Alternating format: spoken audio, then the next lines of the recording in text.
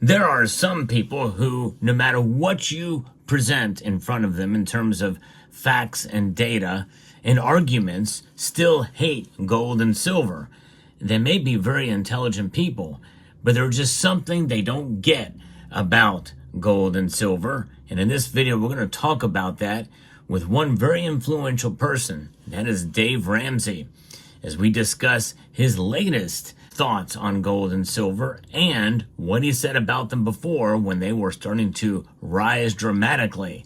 Let's talk about it as we explore.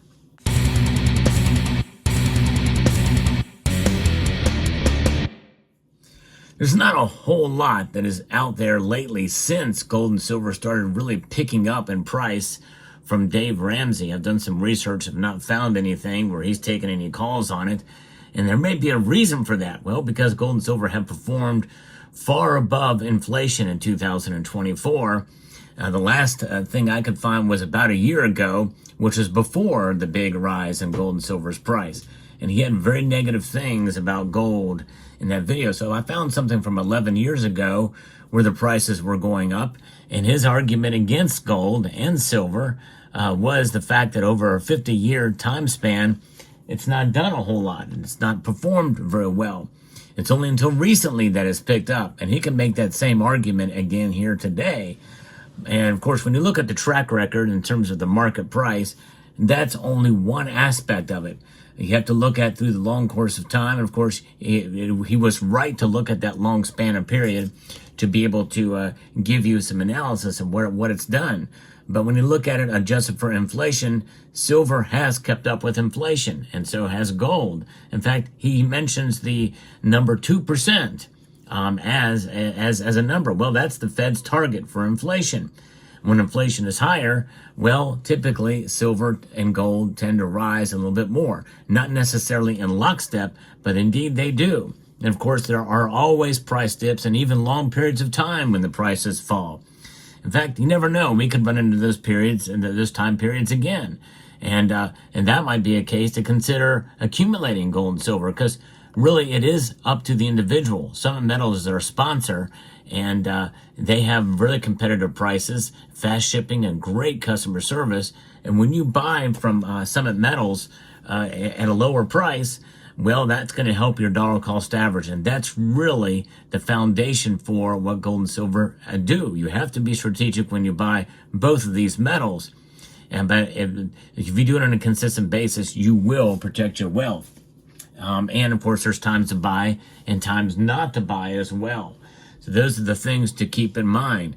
But Dave Ramsey, when in his, really, it does seem like it's almost a sheer disdain for the metal, or won't even consider it as anything because it doesn't provide a dividend. It just sits there. He calls them rocks. Of course, they're metals, but nonetheless, they're not investments. He's even said that in one of his diatribes about the metal. He got that right. They're not investments. You can't compare them to the stock market.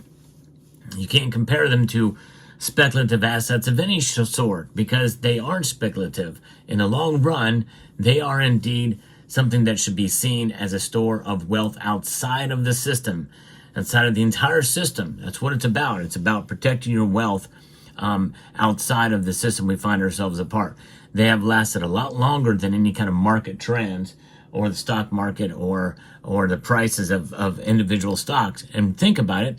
What are investments? Investments, by the very nature, are risky assets. Gold and silver, there are some risk in terms of price exposure, especially if you sell when paying a premium for the physical. But even for ETFs, you have market moves, and there are some fees associated with those where you could lose, and you can gain as well too.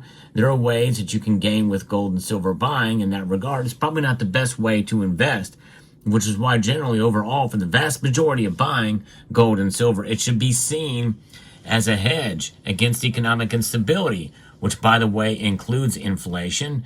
And he's even admitted essentially in his analysis that it does do that if it derives by the target of the Federal Reserve, which is 2%.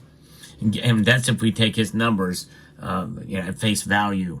But the thing is, there's a lot more to it than that, where it's performed much higher, or in some cases less than that. But it really boils down to the individual. But if you practice dollar cost averaging, and every single anecdotal evidence, including myself to some extent, it has borne itself to be the truth that gold and silver protect your wealth and are a hedge against inflation. But it's not just inflation, it's deflation as well. I've talked about that many times on this channel, where it can protect you from deflation. In other words, the price of goods and services actually fall in actual real price. But gold and silver fall much less than the price of other goods and services. That is a protection against deflation. In a perfect world, that might be the most ideal way to be able to hold and experience what gold and silver has done as a store of value over all of these years. What you see in front of you here are two coins that actually circulated as money at one point in time here in the United States. And here's another example of how it preserves wealth over the long course of time. It's right on the coin itself. Look at that, $20. Good luck finding one of these even 10 times that number. Yeah, exactly. Or 1,000 or 100 times that number. That's really the case. And here's another one. $50 for this. Good luck finding this for anywhere close to a $50. You'd be lucky to find one of these for $10. So that is an example of what essentially this is borne out to be the case. And Gresham's law really explains that with regards to bad money versus good money. And you put money in the stock market, into the stock market, you better make sure that company is solvent and really good. And most of them are that do trade, understandably. Most companies are not going to go out of business, even in an economic downturn. Nonetheless, our stocks can fall, and they can fall dramatically, and you can lose big time in the stock market. With gold and silver, yes, you can lose. No question about that. You can sell at the exact wrong time. You can buy at the exact wrong time. Markets move, and sadly, we tend to have our blinders on and think about these as commodities, and they are. Both of them are commodities to some extent. They trade as such, especially silver. Silver has a dual role.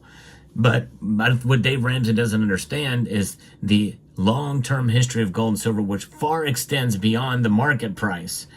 We're talking about before there was ever any kind of measure of what its value should be in the modern stock market, especially when it was fixed for so long between the two metals at 15-1, when gold was valued at $35 an ounce, $20.67 an ounce. Fixed ratio between gold and silver, 15-1. And then now gold is measured on the books officially at $42.22. What has the dollar done over the course of time? Dave Ramsey also mentioned how you would not take these dollar bills and bury them in the backyard. You can be losing. You got to make your dollars work for you. I agree with him on that. There are safe strategies to make that happen. Most of them these days do not pay to inflation. So you're still burning value when you put them in a money market and the like. I should know, I've seen my rates go down dramatically. Nowhere near inflation rates, especially where the bond yields are not reacting the way that many thought they would, especially the Federal Reserve, with the Federal Reserve cutting rates. So that's the situation we find ourselves in with these assets, paper assets, stocks, and the like, and even real estate. Real estate, you have to pay taxes on that every single year. Gold and silver indeed transcend all of that. And the move in the price, we're sitting pretty right now with gold trading near an all-time high and silver doing very well. But you know what? Even if the prices fall dramatically in the next couple of months, we still hold on to the fact that silver and gold, yea, though they do not pay dividends, they indeed are wealth that protects us, because we understand market fluctuations are just that. They're mankind creations based off of the psychology of the markets. It does not take away in any way, shape, or form what gold and silver have been for thousands of years. And we can rest easy knowing that as long as we don't sell at a loss, at least voluntarily, then we're doing very, very good. Now, there are times when you may need to sell and take a loss for an emergency or some other situation that may arise. And that understandably is painful. But think about it if you kept them in dollars and what that would do.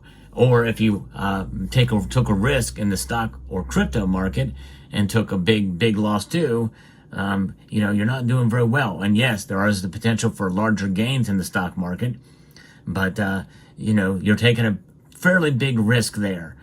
And again, I understand there's going to be risk in almost everything we do in life.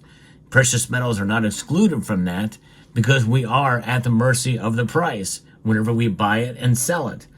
And everything in between is the holding pattern, and that is really where it pays dividends in terms of its value proposition. Because I have pieces of gold, I have an ounce of gold that I paid $350 for it, and maybe even a little bit less than that. And I guarantee you, me holding it has done me very, very well over the long course of time, and that piece has outperformed inflation.